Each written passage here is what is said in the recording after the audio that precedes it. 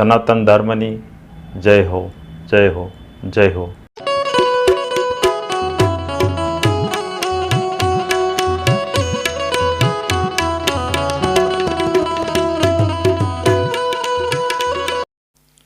જય ગુરુ મહારાજ, જય ગુરુદેવ, જય સિયારામ, હરિઓમ.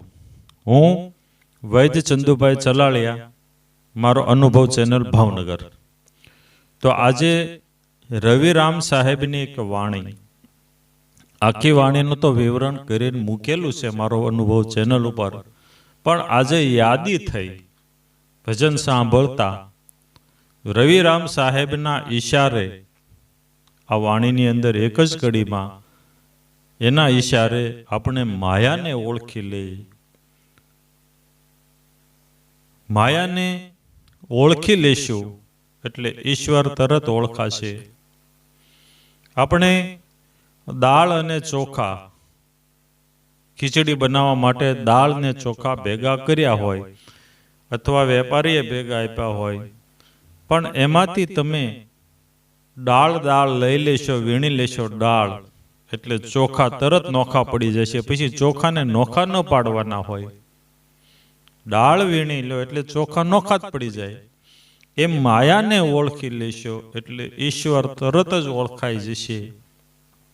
તો રવિરામ સાહેબે શું કીધું કે માયા નિંદર સપના જેવી, ગુરુ વિના અંધિયારા. આજે માયા છે એને જાણવી હોય તો ગુરુ વગર ન જાણી શકાય એવું કીધું. એટલે ગુરુ વિના અંધિયારા. તો માયા નિંદર સપના જેવી કીધી રવિરામ સાહેબે. માયા નિંદર સપના જેવી. નિંદર એટલે નીંદ, ઊંઘ. ઊંઘમાં પછી દિવસે ઊંઘીએ કે રાતે ઊંઘીએ, નિંદરમાં હોઈએ ને જે સપનું આવે એ સપનું આપણે જોતા હોઈએ ત્યારે આપણને સાચું જ લાગે છે, પણ જાગીએ ત્યારે આપણને એ સપનું ખોટું લાગે છે. એટલે રવિરામ સાહેબે કીધું કે માયા નિંદર સપના જેવી. નિંદરનું, ઊંઘમાં જે સપનું આવે ને એમ માયા છે આ. હવે આપણે સપનામાં આપણે જે જોઈએ બધું સાચું જ લાગે છે આપણને. દાખલા તરીકે આપણને એવું સપનું આવ્યું કે આપણી જમીનમાં કે બીજી જમીનમાં કે કોઈની માલિકીની જગ્યા ન હોય એવી જગ્યામાં એક ઘડો દાટેલો છે અને એની અંદર ઘરાણા છે, સોનું છે, ચાંદીના સોનાના સિક્કા છે. આવું દાટેલું છે એવું આપણને સ્વપ્ન આવ્યું. આપણે સ્વપ્નમાં ઘરેથી એને ખોદવા માટેનો તીકમ પાવડો ને એવું લઈને ગયા, ખોદીને લાવ્યા, ઘરે ગણ્યું, સાફ કરીને અને મૂકી દીધું. સવારે જાગીને જોયું તો એ કઈ હોય નહીં. જોયું, આપણે બધું કર્યું, લાવ્યા ખરા, પણ જાગીને જોયું ત્યારે હોય નહીં. એમ માયા નિંદર સપના જેવી, ગુરુ વિના અંધિયારા. ગુરુ વગર અંધિયારું છે, અંધારું છે. એટલે આપણે માયાને ખરેખર જાણી નથી શકતા ગુરુ વગર. પણ જો ગુરુ મળી જાય, ગુરુ આપણને ખરેખર માયા જે છે એને સમજાવી દે, તો પછી ગુરુ હોય અને અંજવાળું થઈ જાય. જેમ આપણે સપનોમાંથી જાગીએ છીએ ને આપણને અંજવાળું થઈ જાય છે કે આ ખોટું છે, એમ માયા નીંદર સપના જેવી, ગુરુ વિના અંધિયારા. કોઈ ગુરુ હોય એ આપણને આ માયાને જે સમજાવી દે,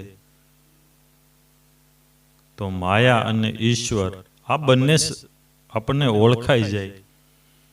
માયા દેખાય છે પણ હકીકતમાં નથી. એનો એક આપણે બીજો દાખલો દઈએ. આજે સપનું જે છે એનું દાખલામાં કદાચ ન સમજાણું હોય તો એક બીજો દાખલો દઈએ કે માયાને કેમ આપણે ઓળખવી, કેમ જાણવી એને. તો મોટા ભાગે ચોમાસાની અંદર આથમણી દિશાએ સૂર્ય ગયો હોય ત્યારે એ સૂર્યના કિરણો કોઈ તળાવના પાણીમાં, બેઠું પાણી હોય એમાં કિરણો પડે તો એની સામેની સાઈડમાં મેઘધનુષ આપણને દેખાય. 3 કલર હોય મેઘધનુષ આમ ઓલામાં. તો એ મેઘધનુષ ત્યાં હોય નહીં. ત્યાં આપણે કોઈ જઈએ હેલિકોપ્ટર કે કોઈ ગબ્બારાના ઓલેથી અને ત્યાં જઈને આપણે આમ કરીએ તો આપણા હાથ કાંઈ કલરવાળા બગડે નહીં, દેખાય ખરું પણ હોય નહીં. આને માયા કહેવાય. એટલે ગુરુ કૃપાથી ખરેખર આ માયાને ઓળખી લો. અગાઉ મેં જે કીધું કે ભાઈ ડાળ અને ચોખા ભેગા હોય એમ ડાળને નોખી પાડી લો, વીણી લો એટલે ચોખા ઓટોમેટિક નોખા થઈ જાય. તો માયા અને ઈશ્વર બંને આ જગતની અંદર છે. એટલે માયાને કાં તો ઓળખો કાં ઈશ્વરને ઓળખો. એકને ઓળખો એટલે બીજું ઓળખાય જ જશે. આપણે બીજું એક કહેવાય છે કે હમણાં દૂધનું દૂધ ને પાણીનું પાણી થઈ જશે. તો રવિરામ સાહેબના ઈશારે આપણે આ માયાને ઓળખીએ અને સુખ દુઃખથી પર થઈએ.